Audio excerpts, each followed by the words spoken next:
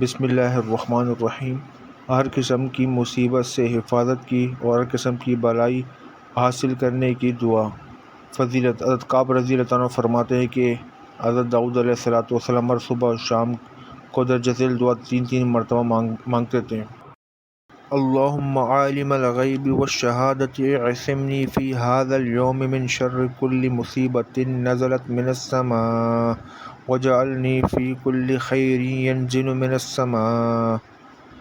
اللہم عالم الغیب والشہادۃ اعصمنی فی ھذا اليوم من شر کل مصیبۃ نزلت من السماء واجعلنی فی کل خیر ینزل من السماء۔